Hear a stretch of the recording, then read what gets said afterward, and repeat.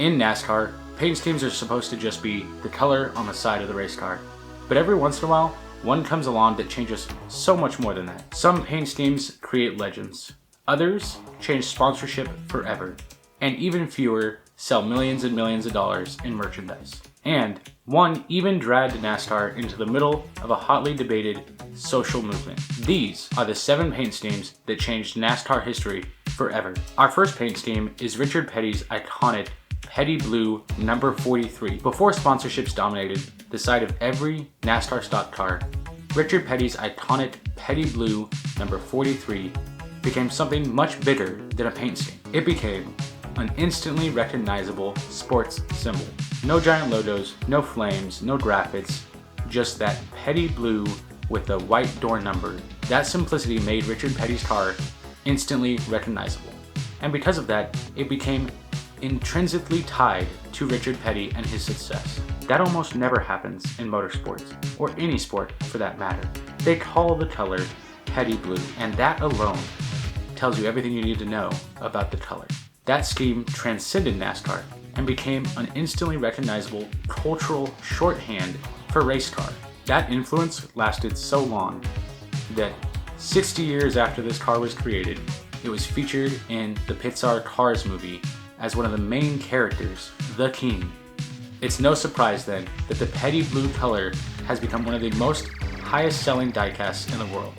Whether it's the 1970 Dodge Charger Daytona or any of his other cars that he had raced before then, it is instantly recognizable, it is iconic, and it is a must-have in every diecast collector's collection. From Petty Blue in number 1 to a stock car that represents much more than just a single driver.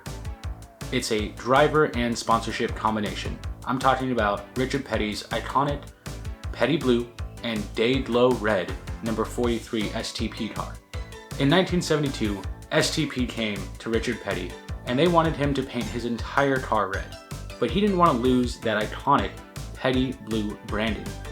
What came of that was a compromise of the two that created one of the most iconic liveries in NASCAR. This deal is historically viewed as one of NASCAR's most important driver sponsorship collaborations because it proved something incredibly huge to the stock car world, and that is that a driver could have their own identity and a sponsor didn't necessarily have to take over that identity in order to provide amazing results for them.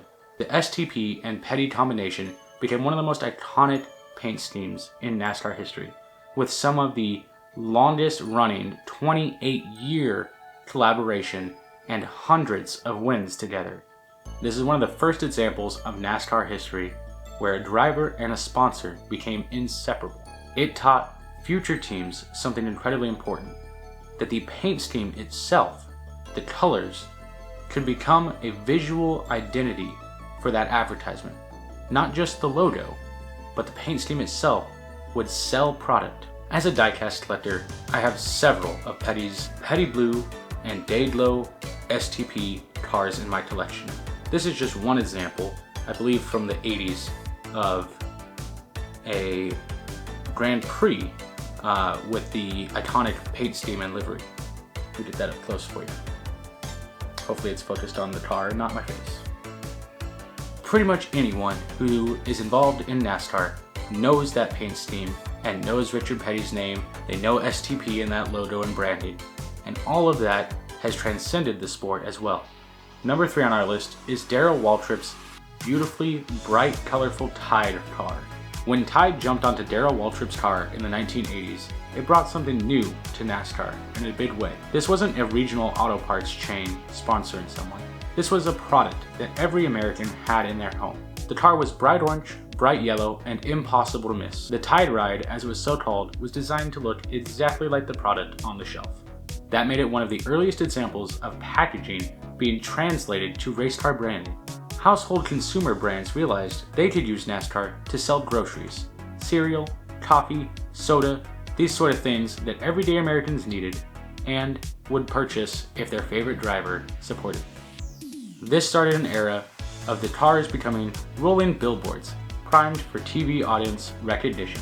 Now the phrase, "if it races on Sunday, it sells on Monday," no longer just applied to the stock cars themselves, but also to the household goods they represented.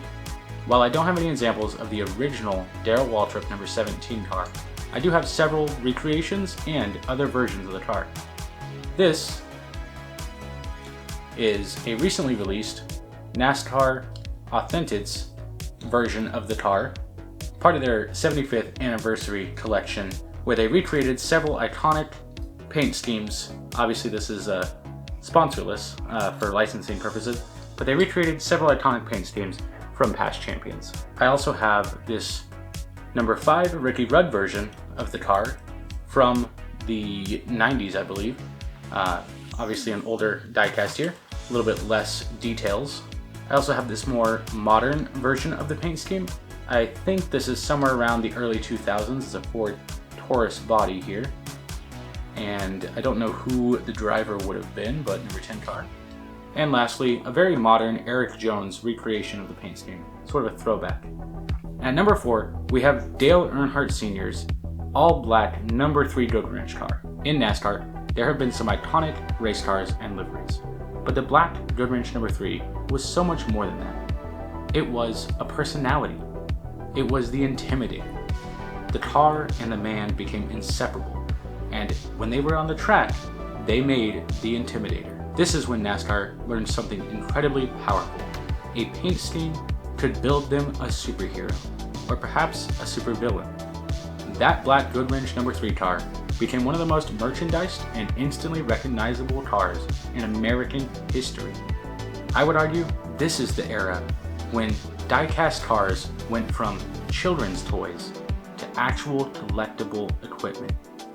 People bought the car because the car represented something, the myth of the Intimidator and the life of the man himself. Even to this day, NASCAR fans around the world continue to purchase the black number 3 diecasts. This is a set that I recently purchased. Obviously it's from quite a few years ago, but as you can see, plenty of examples of that iconic black number 3. Obviously we do have some from his earlier career as well, but you just can't go wrong with buying a set of black number 3 diecasts. Up next, we have Jeff Gordon's Rainbow Warriors number 24 car.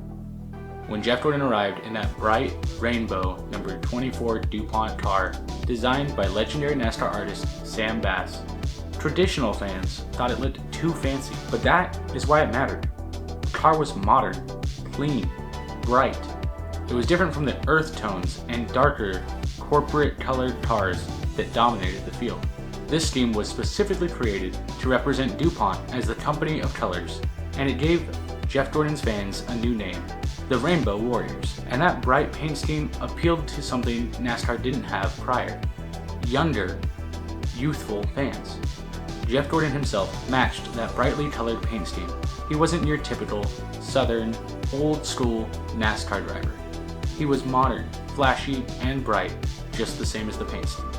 Jeff Gordon became a national sports star, not just some regional, lesser-known NASCAR driver, or even one of the greater NASCAR drivers, but rather someone known outside of just the NASCAR market, the broader sports context, appearing on Saturday Night Live, and the car helped him create that image. Here's an example of the Rainbow Warriors scheme on an older bodied diecast.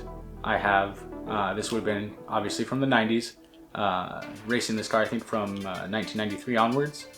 I also have a more modern recreation of that stock car released by Lionel in the NASCAR Classics line, just kind of going to show that that paint scheme still lives on to this day. They're still designing and producing brand new cars that look just like the one from the 90s. And even recently, William Byron, who still carries that number 24 car number, had a throwback to one of the iconic Rainbow Warrior paint schemes. Next up, we have Dale Earnhardt Jr.'s bright red number 8 Budweiser car. As you can see, I have the flag there on the wall, and that is because this is one of the most iconic driver sponsorship pairings in modern NASCAR history, taking what would otherwise be a simple driver sponsorship pairing into being a merchandising empire Obviously, Dale Earnhardt Jr., being the son of Dale Earnhardt Sr., immediately found fame and success when he entered NASCAR. And that bright red number 8 car became a part of Dale Earnhardt Jr.'s legacy and his identity at the time. This wasn't just DEI's car. This was Dale Earnhardt Jr.'s identity. And because of that, people relate the two so much. Obviously, it's a huge merchandising opportunity and a big part of collector culture. I myself have it on my garage wall, just like tons of other people in the NASCAR community. Fans from all ages and all eras continue to enjoy looking at this paint scheme and collecting the diecast. I have several versions of this car in diecast form, including this 2006 Richmond, Virginia race win. Just an iconic overall car.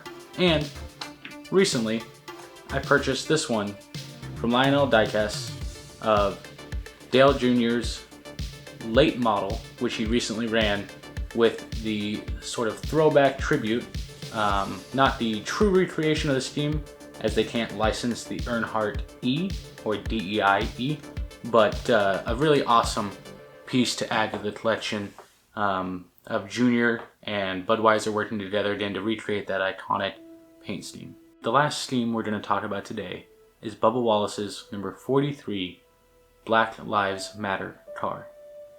And then came a car not seen in prior NASCAR generations. A paint scheme not designed to sell a product, but rather to send a very important message. In 2020, Bubba Wallace ran this paint scheme shortly after an incident in which a garage door hanger was misinterpreted to be a symbol of hate against Bubba Wallace.